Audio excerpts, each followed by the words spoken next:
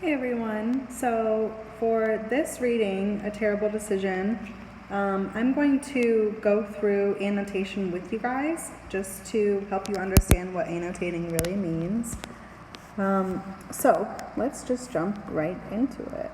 So annotations answer questions like who, what, when, where. They might also contain connections to your own experiences, or if you don't want to relate it back to your own experience, you could maybe from a TV show or a movie. So a really great thing about annotations is that they don't have to be full sentences. They can be just notes. They can be one word or something to help you remember what is going on in what you just read. So annotating will not only help you stay focused on what you're reading, but when it comes to assignments, these questions down here, you might only have to look back at your brief little notes on the side to be able to answer those questions. So I'm going to go through this reading with you. I'm going to annotate alongside you or along with you, and then I'm going to leave you to answer the questions. Okay? Okay, so let's get started. A Terrible Decision. Like always, we are going to hit the pencil in the top right corner to get started on a PDF. So, instructions. Read the following text, annotate, and answer the questions that follow. Here we go. A Terrible Decision by Andrew Stan. Paragraph 1. In Peru in already messing up. In Peru in 1985, Simon Yates, 21, and his 25-year-old climbing partner Joe Simpson were descending the remote and hostile Ciula Grande when Simpson broke his leg. Okay, right off the bat, I know who, I know where, I know when.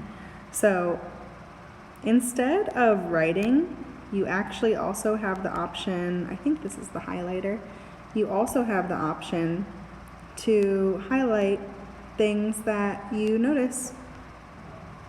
So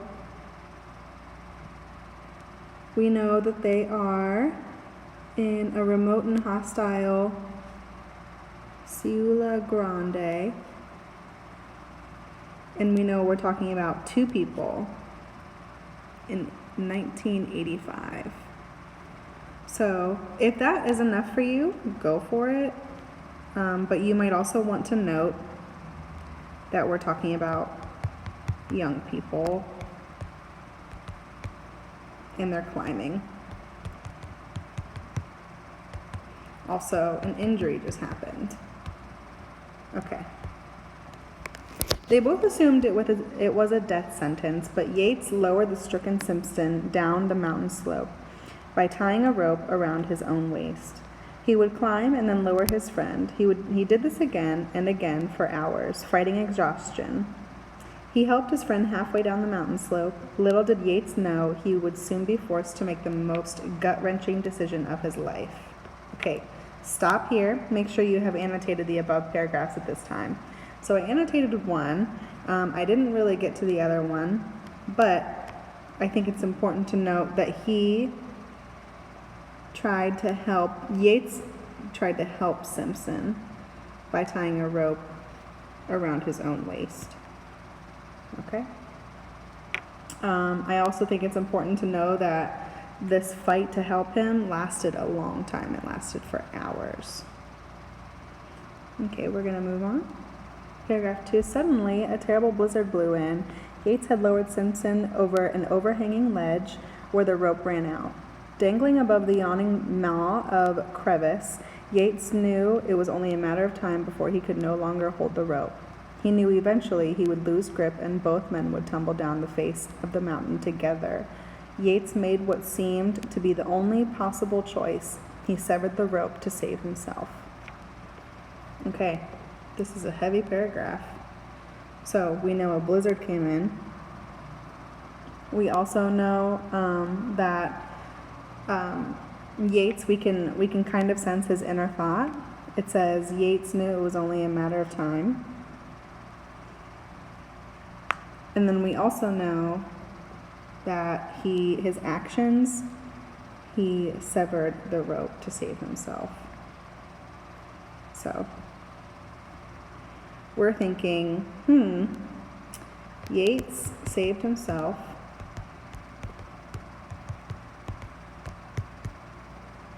Okay, but we're probably maybe also thinking Simpson might be dead. Okay. Cool, on to the next one. The next morning, Yates made it to the base camp, believing Simpson to be dead. But Simpson was not dead. He had fallen 50 feet into a crevice only to land without further injury on a narrow ledge. The crevice turned out to be a huge ice cavern. Simpson spotted the sun peering through a hole high in its domed roof, and using ice axes, hauled himself up a steep snow slope. Oh, geez, this has a lot of alliteration in it. He lugged himself out only to face a 6-mile downhill crawl on his backside through a rough terrain. The journey took him 4 days, but he finally made it out. Okay, so here we're reading about what Simpson had to go through to be able to live.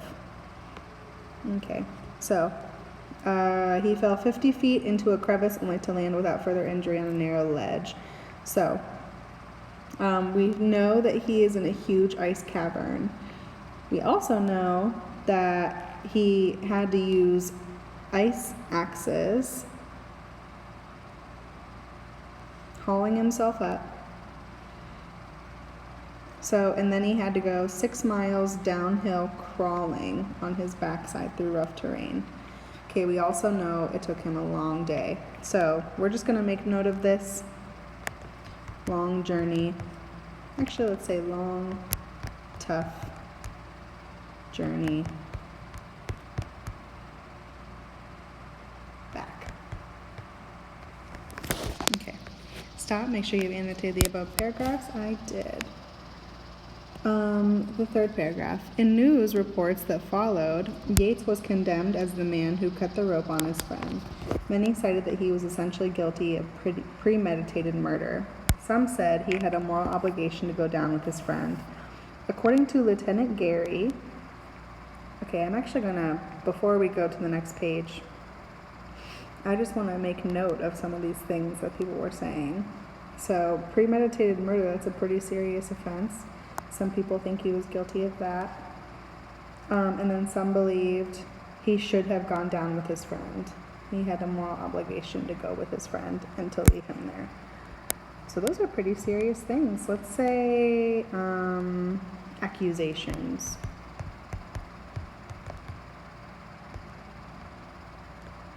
Okay, next page. Whoa.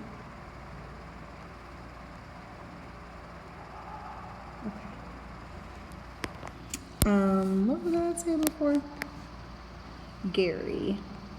Okay, so Gary Grossbeck. Soldiers are taught to never abandon a comrade, even if it means sacrificing your own life.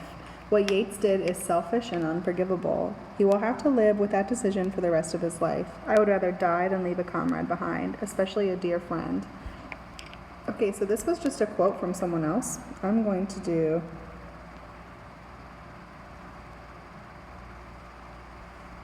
just basically highlighting the quote.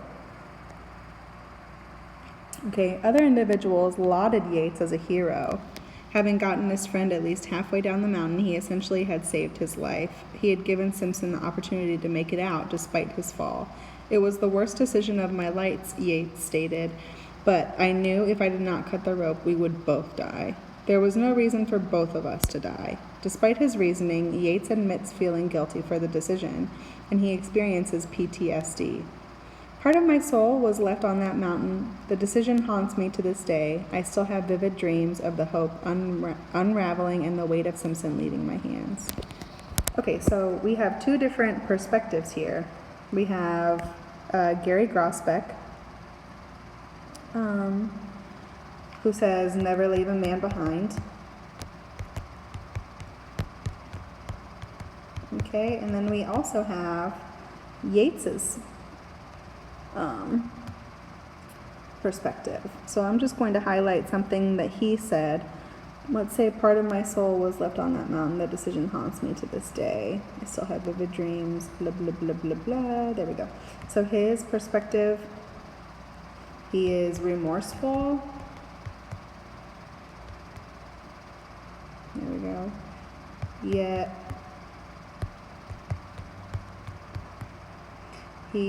let's say he wouldn't have done differently.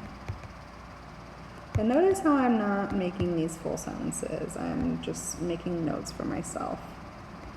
And maybe I'll put Yeats.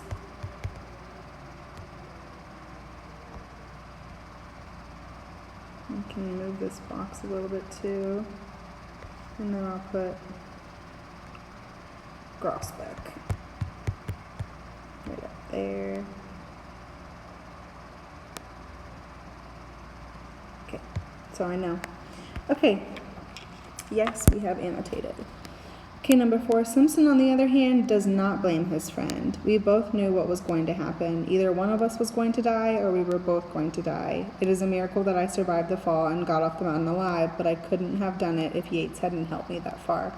To me, he is a hero. I would have made the same decision. So, Simpson's coming on here and defending his friend. We both knew that it wasn't going to happen. Either one of us was going to die, or we were both going to die. Basically, these two are saying the same thing.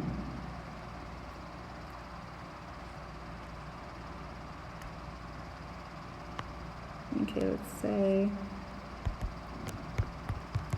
same thoughts from both climbers. Oops, climbers, there we go. Okay, and we are all done with the reading. But now you have to go to this page. I just want to go over these questions with you very briefly. I'm not going to give away the answers, but this word thesis. I want to let you guys know that a thesis is not just like a word. It's an entire point about something. So, like, if you can think of a quote that would sum up this article, that's what the thesis would be. Or if you can think of, maybe not a quote, but, like, something to live by. Like, what kind of lesson did this article have to teach? Something like that. That would be the thesis of the excerpt. Once again, not just a word. It's not just, like, adventure. That's not the theme. It needs to be a little bit more in depth. Okay? Oops, didn't mean to do that. Yeah, I think that is the only one I really wanted to go over. Okay, I hope this was helpful. Best of luck answering the questions. Contact me on a private comment on Classroom, or email me if you have any issues. And then the next one down, the next reading down, is after the plane crash. That one you're going to annotate all on your own, and the questions, I think there are 4 questions to that one too. Okay. Have a good one.